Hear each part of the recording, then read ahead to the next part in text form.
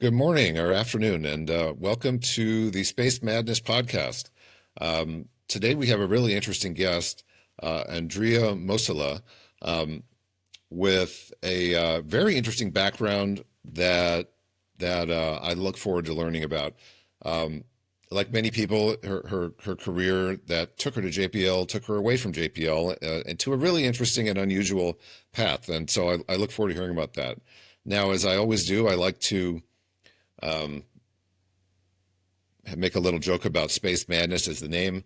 As usual, it's the most maddening subject I've ever encountered, space exploration, and to say nothing of actually trying to do it. But it continues to be the right name, I think, for this podcast because everyone I've talked to has had some kind of challenge or major or minor challenge that really pushes them. Um, and I suspect today's guest might have something like that as well. So let's take it away. I'd love to hear your introduction, and then maybe we can talk about how you got into space exploration in the first place, and where it went from there. Oh, hi. Thank you, Jeff, and thank you for having me on your wonderful podcast. My name is Andrea, and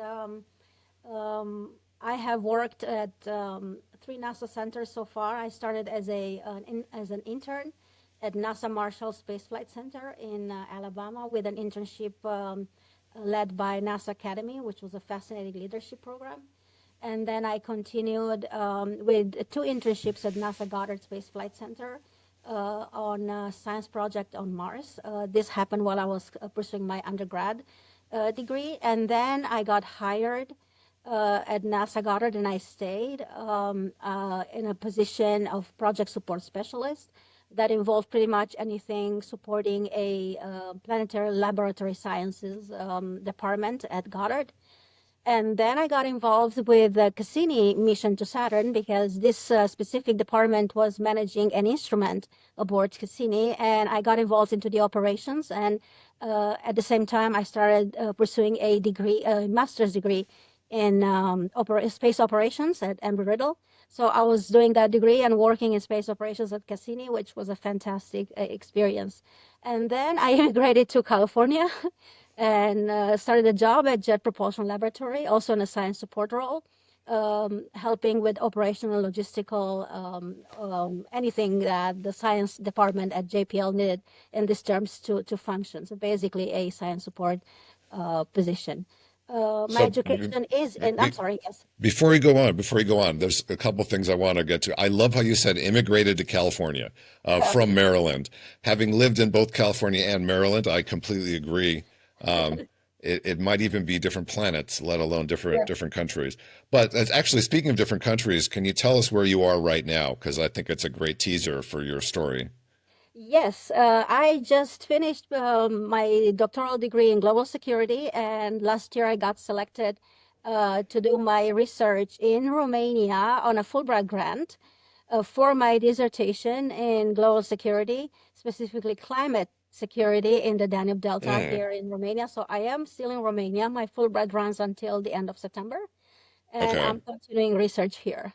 So I love it. And so we've already got three, we're 4 minutes in. We got three NASA centers, Embry-Riddle and Romania. So uh, when I saw you on LinkedIn, I thought this is a story I really want to hear. So I'm excited about that. But I want to take a step back, actually. I'm curious how you discovered a passion for space exploration in the first place.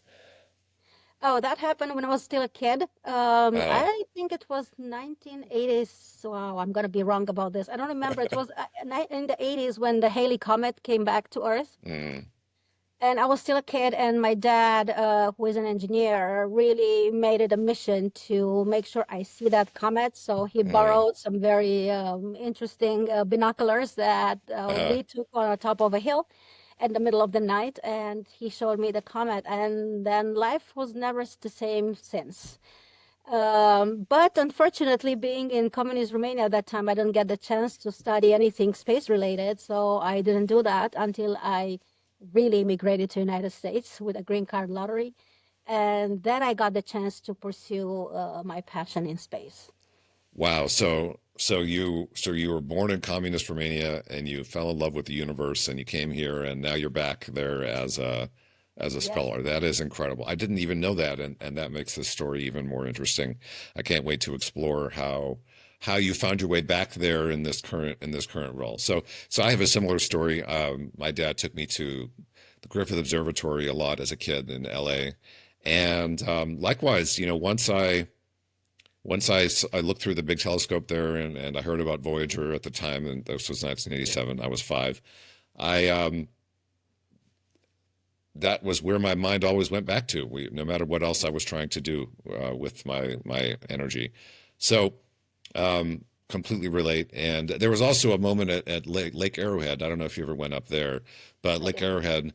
I went to a summer camp there, I think a few summers, and I would go out to, I guess it was my dad that took me out to this field at the top of a mountain and look at the stars at night. And once you see the stars, once you really see the stars, what else could you do? What else is there? Everything else is pretty secondary. So, and I think about that a lot now when I look at the stars, thinking back to that 10-year-old who didn't really know much about what was going on out there. And now I know a little bit more. And it kind of stops me in my tracks sometimes. Okay. So you came to the U.S. and you said you had an internship while you were in college, internship at Marshall, which is only a few hours from me here in Atlanta. So how'd you manage that? Yeah, so that was how did I manage to get it, or how did I manage to Yeah. be? Well, How'd you get it? How did you get it? Yeah. apply, apply, apply. It was Okay. obviously so. I want to just backtrack a little bit. When I after I immigrated to the U.S. and I found this degree in space studies in undergrad, I Hmm. said, okay, I'm gonna do that because this is what I wanted to do. Even if my education was in an entirely different Hmm. field at that time, I said, I'm gonna just start over and do this. So I right off the bat had the mission of getting into NASA somehow or another. So Hmm. when I started the undergrad, I started applying for internships, and it was, apply, apply, apply, apply, apply. Hmm. And then I finally got this. And actually, I did not expect this was a better than any other internship because it was through the NASA Academy program. So Hmm. it wasn't just going to NASA and work on a project. It was getting involved in the leadership and also getting involved in the industry.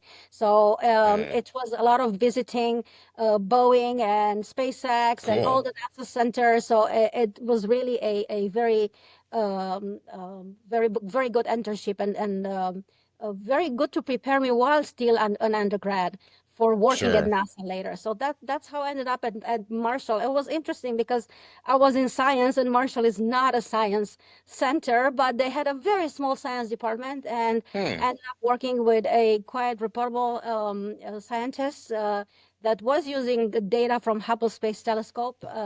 And that was for an undergrad, a fantastic opportunity to touch data, real Sure. data from the telescope.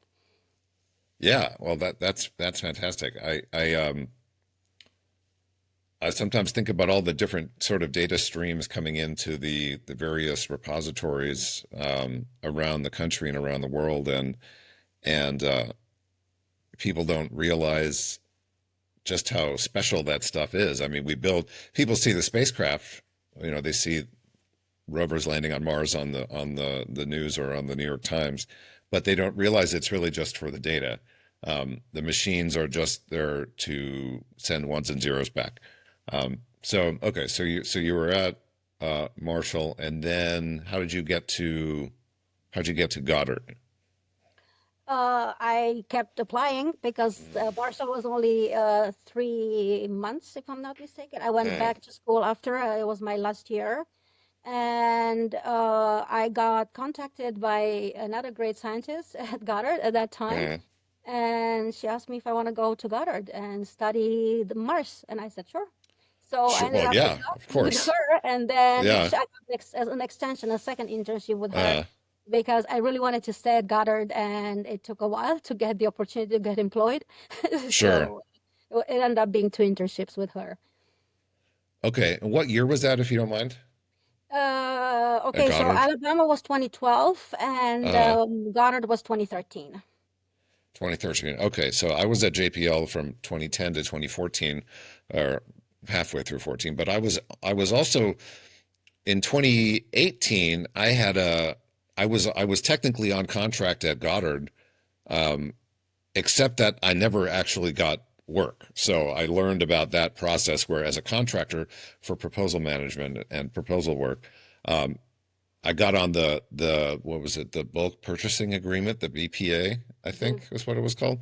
But I never got called. So that was an interesting experience. Um, Although I did have some meetings at Goddard with for a project that APL was part of, where I was also a contractor. So I got to see some of Goddard, and that was very interesting. You know, after if JPL is your first NASA center, a lot of the other ones look really different to me at least. Yes. They look kind of more industrial, almost more 1950s, you know, America. Um, so that was really an interesting experience. Okay, so then uh, it sounds like then in between that and JPL, you did your master's at Embry-Riddle, or did you do that while you were at Goddard?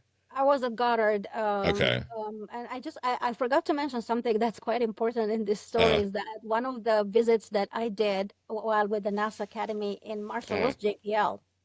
So oh, we visited okay. JPL, and I just had this feeling like this is where I want to end up. So I got the internship at Goddard. I went to Goddard because NASA and science, but that was not the final goal. So Okay. JPL was in the back of my mind constantly. Sure. So then you were at JPL at least one day while I was there. Yes, So yes, interesting. I was Okay. for sure. Yeah, Cool. that was Cool. in Fun. 2012. 2012. Yeah. Yeah. Yeah. One of that makes me think of a realization I had at in 2012 when I was there about the Curiosity rover, which was that I realized in 2012 that I had never met anyone on the Curiosity team, even though I had been there for 2 years. And the reason was because they were on the Curiosity team and they were getting ready to land on Mars. So I never saw them, and you know, it's interesting how it's possible to be at a place at a center with a major mission with the majority of the team for the mission and never see them because they were working on the last few years worth of preparations. Definitely So possible at JPL, but yeah, we got to meet them. So they were cool. like days before the landing, the Mm, 7 minutes of terror, mm. and we visited the team as they were preparing Oh, to. really? Yeah, Okay. I yeah. know I want just to where. say, if I'm not mistaken, we were there on July 20th, Okay, 2012, and I remember that because it was July 20th, sure, and sure. they landed on Mars on August 5th. Yes, and I remember that distinctly because August 6th is my birthday. So that night we were at Caltech watching, and my son was a few months old. He was born in May of 2012. And so, uh, and what's funny is I distinctly, among the things I remember of that evening, I distinctly remember Mark Rober. Mm. If you ever met him, I had met him and not really worked with him, but knew him then. And I remember the look on his face during the landing. And of course, now he is a global education celebrity in space, and which is wonderful. But when I think of him, I think of that look on his face because I believe he was the this is going to be wrong to some degree, but I believe he was responsible for the robot arm, or he was responsible for some major system of the or maybe that was Matt Frost. I think that was Matt Frost. Anyway, I distinctly remember that experience. And so whenever kids hear I'm from NASA, if I go out and give a talk, they say, "Do you know Mark Rober?" I said, "Yeah, sort of." I don't think he'd call me. I don't think he'd pick up my phone, but my phone call. But yeah, I did know him back then. So okay, so how'd you get from? I think I can maybe guess the answer that you applied over and over again, but how'd you get from That's Goddard correct. then to the? Yeah, Yeah, so except tell me this time about it that. didn't work. So I Oh, did apply over and over again, and I got some interviews. And then uh, it was a time at JPL that what they were mostly hiring from within house. So mm, coming out of Goddard of Maryland and also having to pay for relocation was not a sure, popular thing. So yeah. that didn't work. So I took up my cats, put them in a car, and just drove across the country. Wow. Yes, and figured I need to be in Pasadena. So I got to Pasadena and I applied to two positions. One was at JPL and the other one Uh, was at Caltech. And uh, Caltech went first with the interview, and I got the job on the spot. oh, And wow. I was like, okay, this isn't good because I'm waiting for JPL, JPL. yeah. And then JPL called me the same day and I said, you guys have to hurry because, Caltech. Yeah. And they did hurry, and I got an offer, and I ended up saying no to Caltech. And Okay. yes, JPL, just because it was the dream job. Of course. Yeah. Wow, what an amazing story. I was going to say at least you could feed the cats with the Caltech job, but then it turned out that was the same day basically you. See, Yes. that's amazing. I have never had really any success applying to official job postings from the outside without any kind of help or connections ever. And so it is wonderful to hear how well that worked. Um, and that I was you did you lucky. did I got a hiring manager that was fantastic, and she definitely had the ability to see the passion in me, wow. and that was it. There was nothing Yeah. else. Mattered. She said the job can be learned, but the Yeah. passion that's unique. Wow. I was fortunate. That's wonderful. So did you Well, so now I'm curious about your experience driving across the country. I mean, Oh did you have wow. people did you have people telling you it was crazy? I mean, what was that like, that decision for you? You know, to avoid that, you don't tell anyone you're doing it. So that's what I did. So the only person Yeah. that knew was my supervisor at Goddard. She Oh, had okay. my laptop, my badge, everything, knowing that I might not come back. Yeah. And I took vacation. I had a lot of vacations from Oh, Goddard. okay. Vacation, and I traveled. I didn't tell anyone. People got really upset afterwards, but it was the Yeah. right thing to do because it did sound crazy, and I knew that people would try to stop me. Hmm. It took 6 days with two cats from Maryland to Pasadena, but we made it. In all passion, Yeah. nothing will stop you if you have passion for Yeah. something, and I I that's the story. I completely agree, and I'm so glad to be able to share the story. So so I've driven across the country once from basic with it's a long story, but I stopped in Nebraska for 9 months to get a degree there. Just oversimplifying, but I did technically drive all the way. And so I'm curious what your experience was as someone who isn't from the U.S. I mean, it was like an alien planet to me, and I am from the U.S. So, and I've never been to Romania, so I can't compare. But what was that experience like? Okay, The it was not journey? my first time. I've done it Oh, before. okay, I okay, want to say in 2007. So a uh, different route. I think we went north that time, and I had a couple mm, friends with me. And this time I went south, mm, and I was alone, not alone with two cats. yeah, Um, I'm a planner, so it was very well okay, planned. You had to plan hotels that allow pets, mm, and make sure you have a room there. So I booked everything in advance, and we had like a mm, small segment to drive every day, mm. tolerable for the cats that were constantly meowing in the back Oh, of the so demanding, but yeah. we made it. So my wife and I also drove when we drove. We had two cats. So it was a lot of meowing. They don't really have a very long memory that, hey, they just meowed. Why are they so? So I can relate to that. Also, in a kind of a strange way, my goal, with my wife, it was her goal also. We were obviously together, but it was also my goal when I drove across the country to end up at JPL. I didn't have a plan. My wife was admitted to medical school at USC, so we had a reason to go. But in a small way, without a plan, I also wanted to get there for the same reason. So I can remember driving across Utah, thinking it looked like Mars, you know, or at least what I thought Mars looked like. So okay, so I love it. I love this how much success that the passion got you, and I agree that if you have a passion like that, you just sort of do it, and it really helps with a lot of the worries and the concerns and it also reminds me a lot of a story that Jim Carrey once told, the comedian, the brilliant comedic actor, and people don't think of him as having a serious side, but he told the story of how when he was a kid, his father lost his job as an accountant, and they were either homeless or very close to homeless. And he said from that he learned that you can fail at what you don't want to do. So you might as well try to do what you do want to do. Because Right. his dad apparently never wanted to be an accountant. So I like that story a lot. But enough rambling from me. So you got to JPL. What was that like when you first saw the gates as an employee? I mean, I remember what that was like for me, but what were you feeling? Out of this world, Yeah, out of this world, which is kind of what JPL is. yeah, um, nervous, definitely mm, nervous, not knowing what to expect. a lot of different things than Goddard. When you come from a NASA, another NASA center, you start comparing, oh, Hmm. at Goddard we Hmm. do like this, oh, at Goddard, until you get used to being at JPL. So a lot of that relational ability back to Goddard. New people, but a wonderful team right off the Hmm. bat. So that was great. Um, yeah, Did you? exhilarating and intense, I would say. Yeah. Those would be the words. Well, well, I wore a suit on my first day, which was really dumb. Oh, yeah, no, I don't think I did that. Coming from Yeah. another NASA center, I Sure. knew Sure. that wasn't the attire at Yeah. NASA. That's Yeah. funny though. Yeah, I remember getting my badge and thinking, wow, they let me come in here now whenever I want. That was really cool. Yeah, Um, that's a feeling. yeah. And then I remember seeing how big the parking lot was, and I thought, oh, okay. Oh no, that wasn't Yeah. big enough. How would you say No. that?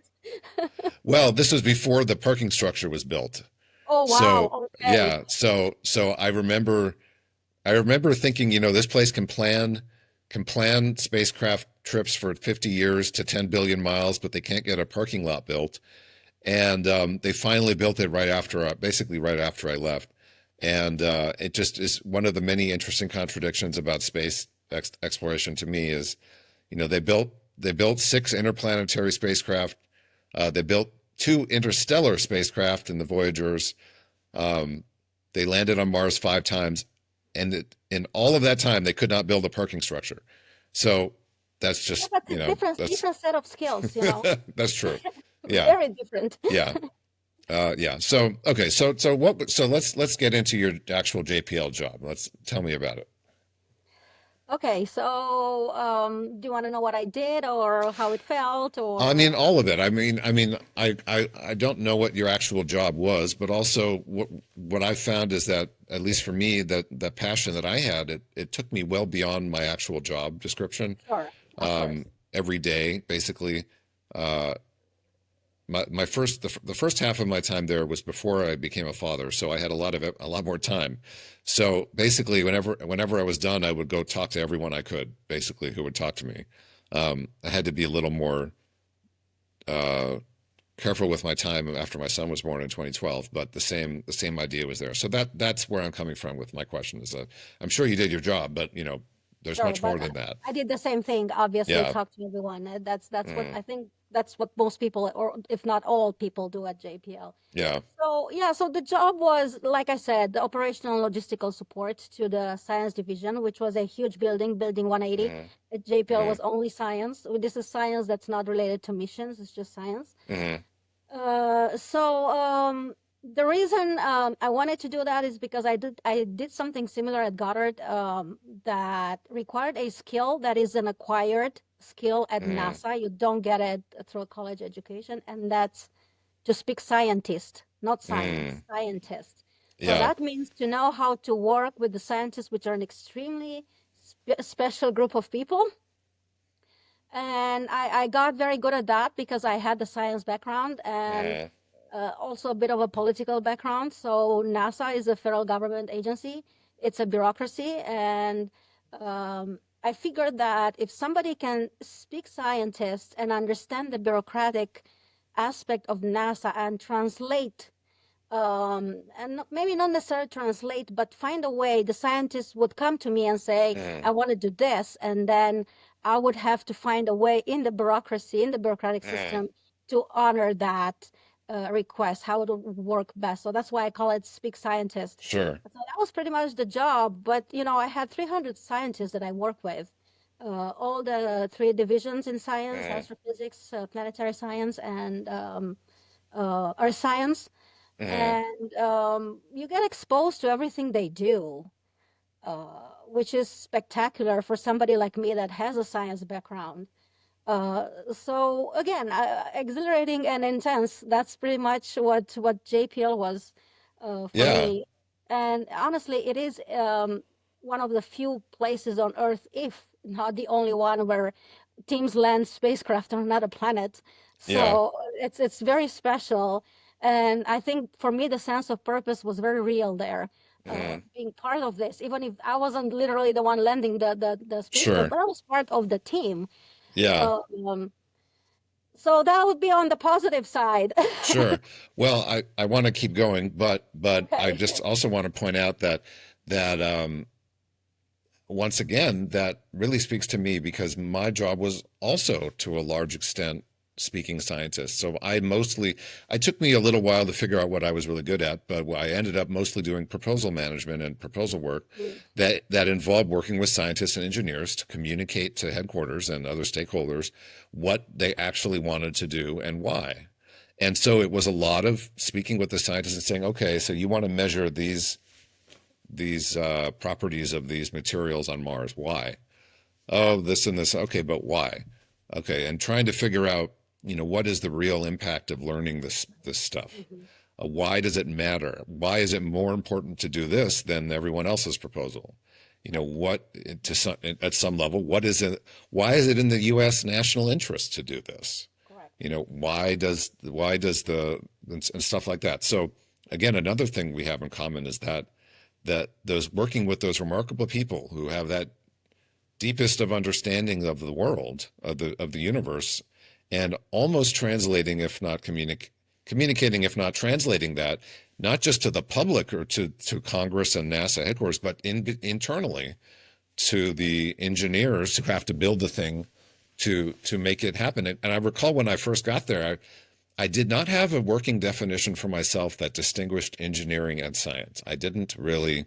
Oh, wow. I knew what they did separately, but I don't think I had a philosophical difference. And what I eventually came to was that science is about understanding the ways the universe works, and engineering is about applying that understanding to do something, whether it's build a machine.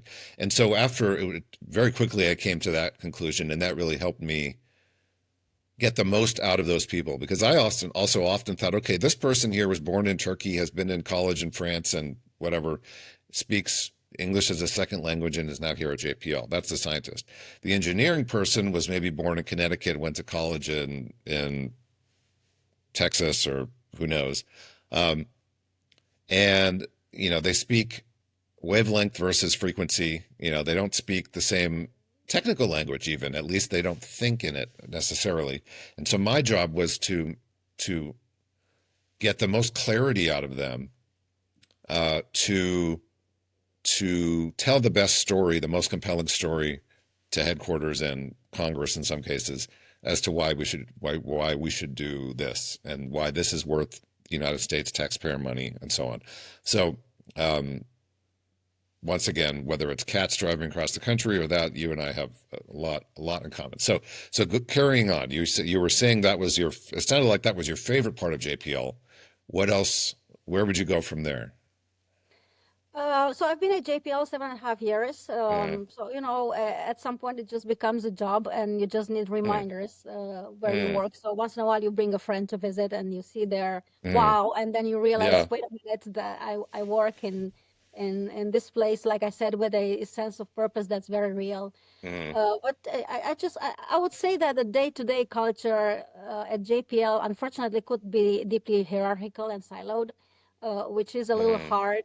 And there is also pretty immense pressure to perform, but at the mm, same time, recognition, sometimes I felt it uneven, mm, especially for people like you and I that are mm. in operational and support roles who keep everything functioning, but we didn't get always visibility. But as you speak Sure. now, I was just thinking we had the best jobs. We literally had the best jobs because we had the best of both worlds.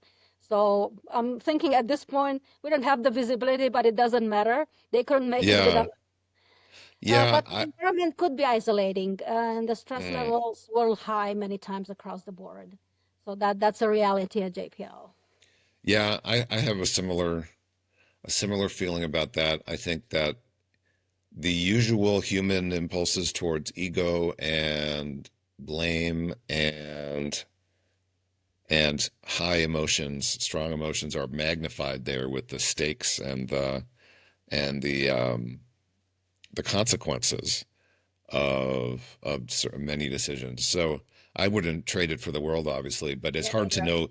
It's hard to know on your first day just how intense that is. because until Yeah. you're there, at least until you're there, it seemed like magic. Yes. How can we possibly land something on Mars and have it still work? And once you And start then to you're there see, and you give everything you have, and sometimes the yeah, system doesn't give it back. But yeah, still, JPL it still does things that nobody else does in the oh yeah, world. So it's a yeah, privilege to be part of the team, yeah, bottom line. yeah. I completely agree. Yeah, and I struggled with the hierarchy also because I did not fit neatly into a job description or a job category, I should say. I kept doing things that were outside my job category and often successfully. And so, um, to the credit of my wonderful manager and mentor, Jackie Green, kept me basically housed somewhere in different organizations so that I could keep doing things. But I was there for 4.5 years. I never really was in the right program. Well, that's not quite fair, but it wasn't really a role defined that I fit neatly into. Right. And I think that actually helped me because people would whenever the question came up what I was doing, it was always unique and creative. And so I think in retrospect, I think I was protected a lot by that because nobody could figure out what to expect of me. So nobody could tell me I wasn't doing it. Um, but I did have to leave in 2014 for my wife's surgical residency was assigned in Washington, D.C. So that was the end of my time there. And I was devastated, but I eventually figured out that I could do it on my own. And I've been doing that on and off ever since. And I was later a contractor at APL and so on. So, and actually, one of the things I'm most proud of wasn't even at JPL, it was at APL. And there's a heliophysics mission launching in September of this year that I was a proposal manager for in 2018. And so I'm still hoping they invite me to the launch because I could actually drive there from Atlanta. I'd love to show my family, but I've never actually seen a rocket launch. And so I would love it if my first one was had the mission on it that I You should played a small go, part in. even if they don't invite you. Yeah, maybe okay. Maybe you're right. Maybe you're right. I guess I could just go. So I can yeah. So there, you're very fond memories as you're talking about that part of JPL. So tell me about the Fulbright. How did you get what changed your focus? Obviously, it's your home, but I'd love to hear the thought process and the story of that. So that was the end of JPL, which was extremely sad for me. I kind of hoped I could actually get a leave of absence and return. Hmm. But with the situation with the program cancellations, and we had three different set of layoffs last year at JPL, it wasn't the time to keep a position. It wasn't fair, and there's a hiring freeze, so I just Yeah. had to let it go. It was very painful. Anyway, so I ended up in 2022 starting a degree in global security.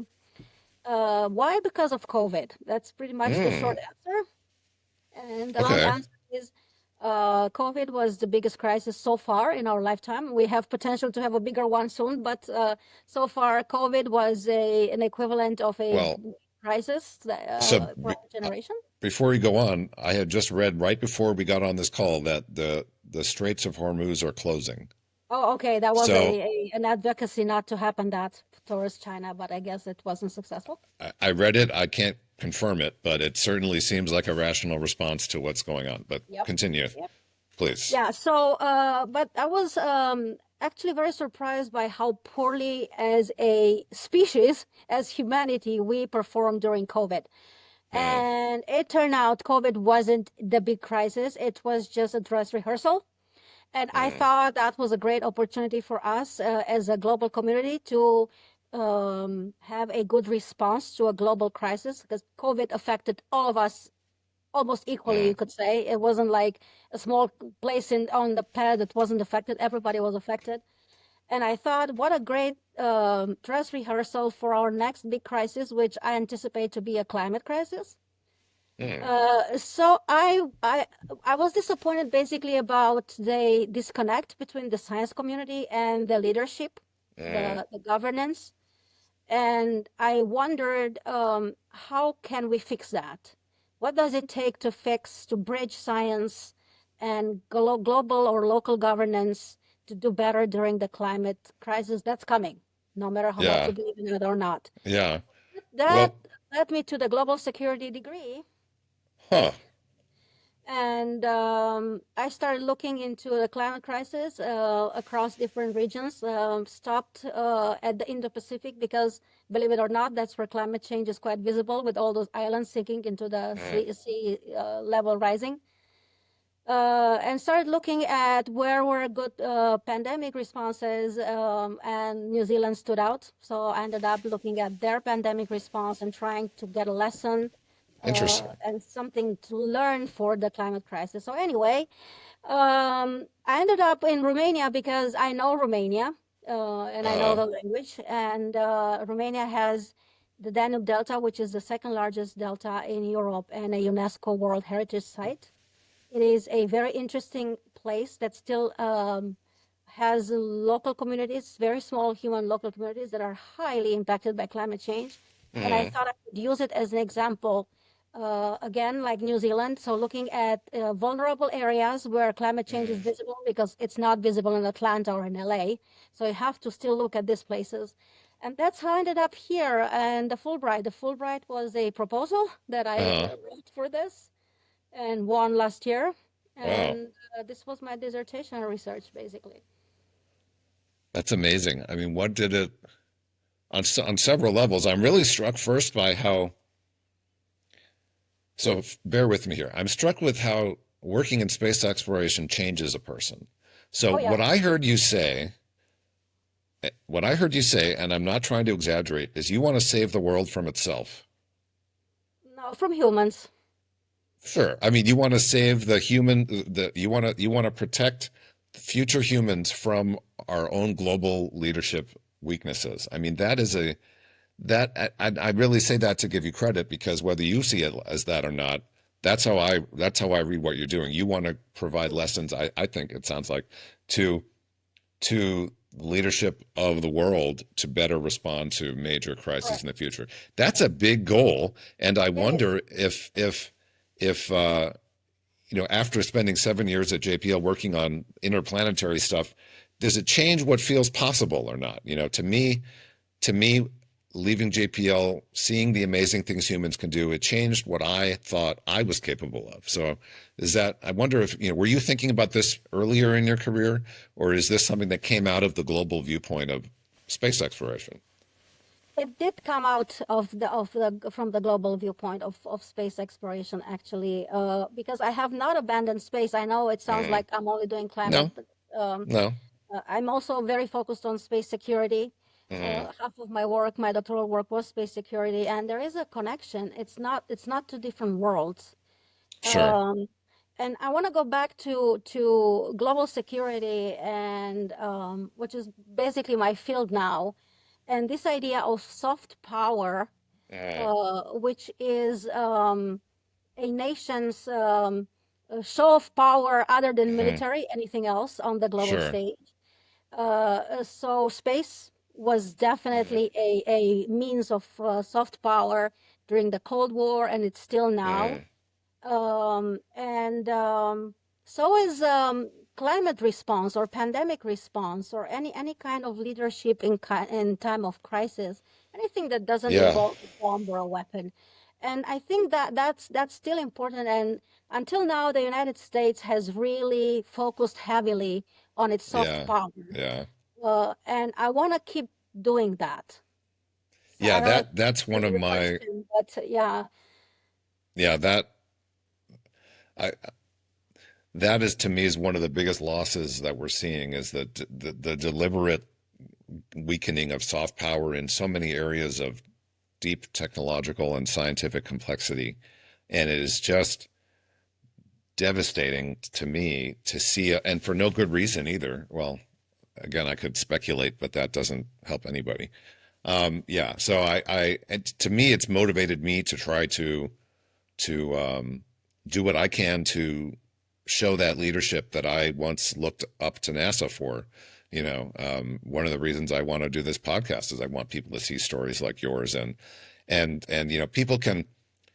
It helps to have an institution like NASA, right? That you can go to and you can make an impact, but you can also make an impact without NASA, and I want to see people recognizing that in a world that I think is feeling less hopeful than it might have been for some, for a lot of people. So, okay, so what was it like getting back to Romania uh, with all of this in your mind, all of this experience, NASA experience in your mind? I mean, let's for me when I go back to the Griffith Observatory, um, I just have this big smile on my face as I see other children maybe having that moment that I had, and so what was that like getting off the plane? What was that like?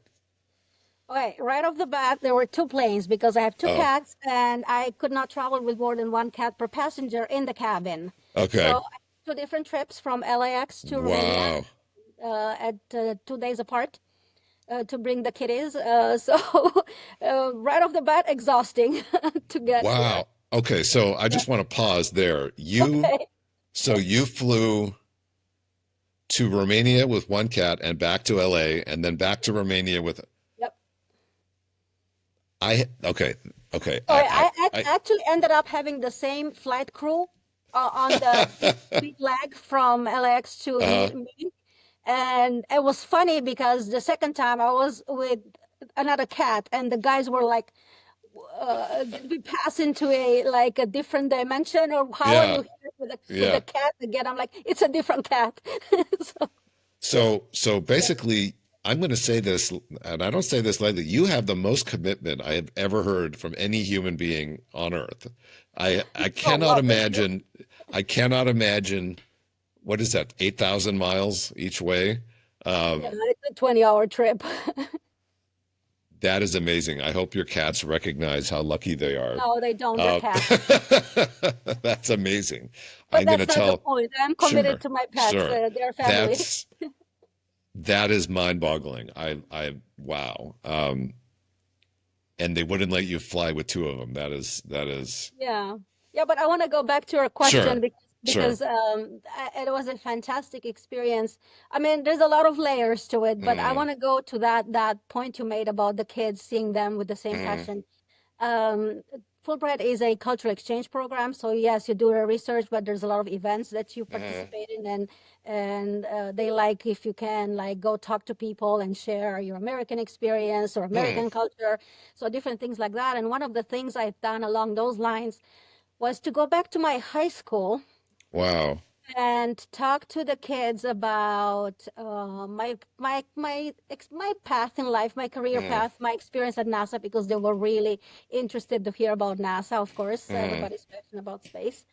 So that was absolutely amazing and wonderful to share what I did and see these kids, like big eyes, and then Yeah. having so many questions. And they would come to me after the talk and ask, "How can I do this? How can I get a Fulbright? How can I get to Wow. NASA? How can I?" It was wonderful.